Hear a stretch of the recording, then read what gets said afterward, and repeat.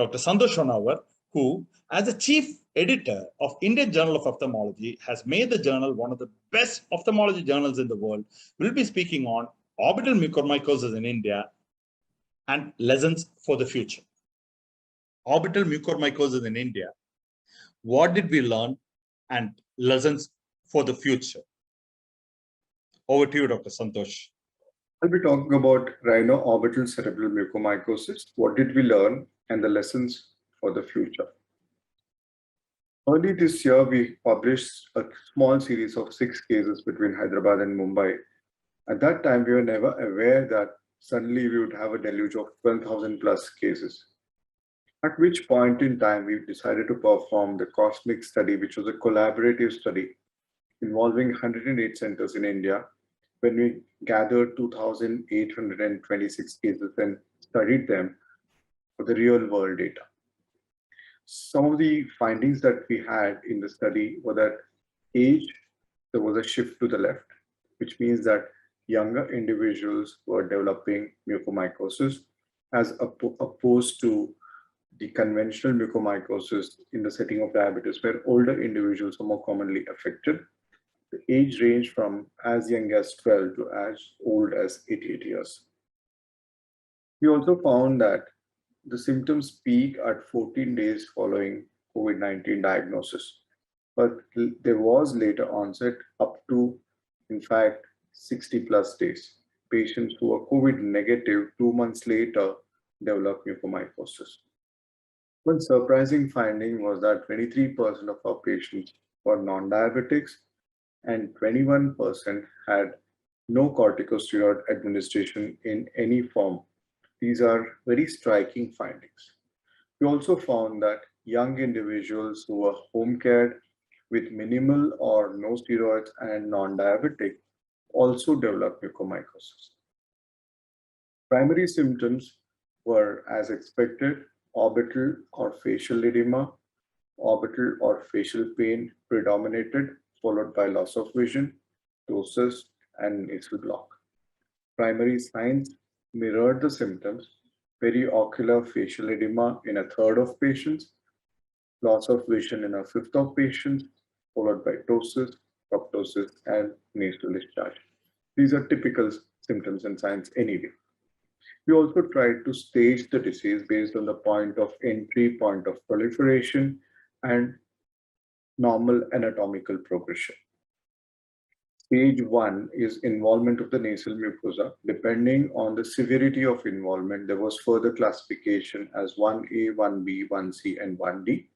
Stage 2 is involvement of the paranasal sinuses. The point of entry is always nasal mucosa, from which the lesion progresses to paranasal sinuses. That is stage 2, 1 sinus, 2 sinus, 2 ipsilateral sinuses and or palatal or oral cavity, and bilateral paranasal sinus involvement were 2A, 2B, 2C, and 2D respectively. This is an example of a patient where there is only ethmoidal sinus involvement, that is 2A. When a patient has both ethmoid as well as maxillary sinus involvement, that is 2B. You can also find here that the patient has a black turbinate sinus, which is in fact the first radiological sign on MRI scan. The patient also has a lesion around the infraorbital nerve, which explains the typical infraorbital nerve hyperesthesia. Stage 2C is multiple paranasal sinus involvement and also palatal involvement, as you see here. And 2D is bilateral paranasal sinus involvement. Stage 3 is more important to an ophthalmologist because then it involves the orbit. Stage 3A is nasolacrimal duct medial orbit involvement, where vision is unaffected. 3B is diffuse orbital involvement, more than 1 quadrant or 2 structures. Vision is still unaffected.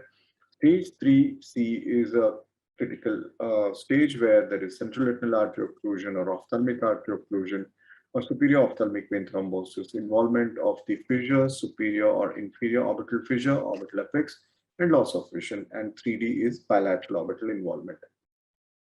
This is an example of a patient with 3A disease with localized orbital involvement around the medial rectus muscle, 3B with restricted ocular motility, 1 muscle with multifocal orbital involvement, as you see here, 3C sudden onset ptosis with ophthalmoplegia, where there was superior orbital fissure and orbital apical involvement, a silent white eye but with orbital apex syndrome.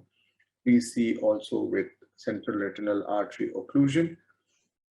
And this is a diffuse variant of stage 3C, where the orbit is diffusely involved and bilateral orbital involvement is stage 3D.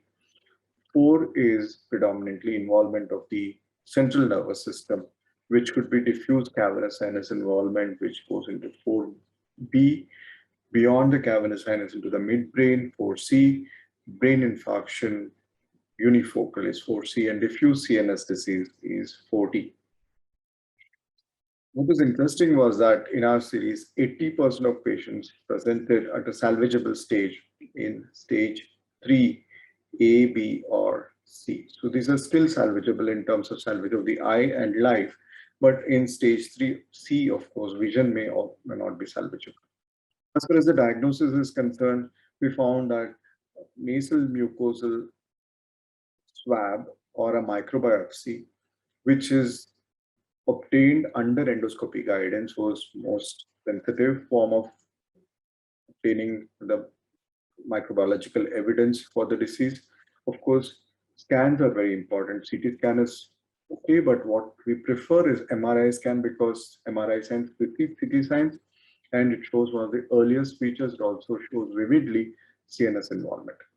Management triage, we recommend that whenever a patient has probable mucormycosis, we perform an RT-PCR, even if the patient has had a test earlier.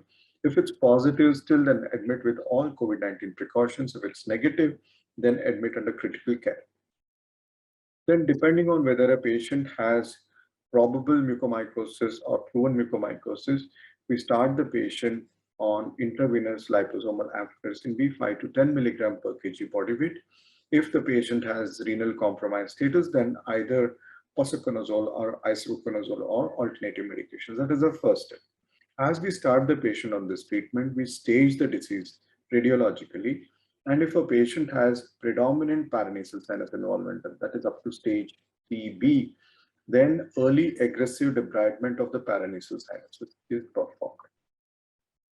Following which the patient is kept on retrobulbar amphotericin, intraorbital amphotericin, if orbit is involved in a limited way, and only if the disease is progressing and worsening of the orbital component within 72 hours, beyond 72 hours, then you perform orbital exentration.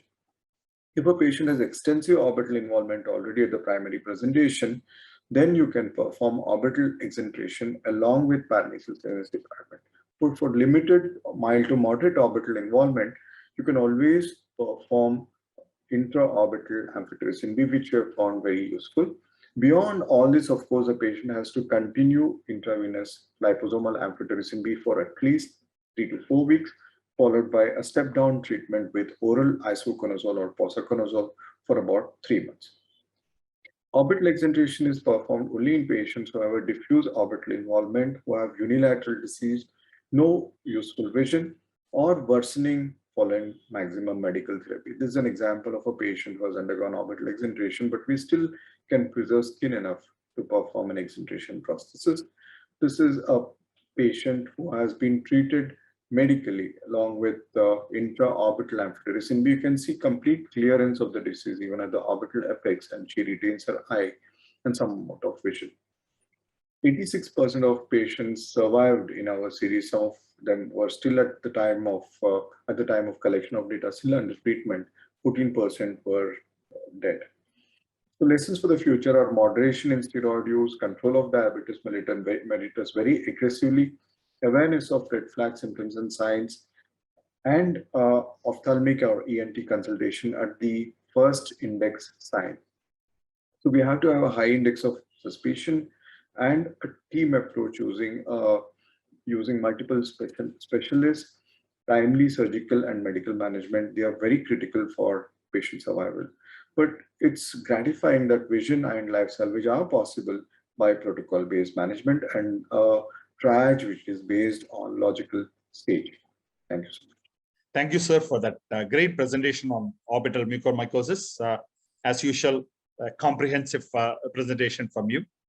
Thanks a lot, sir.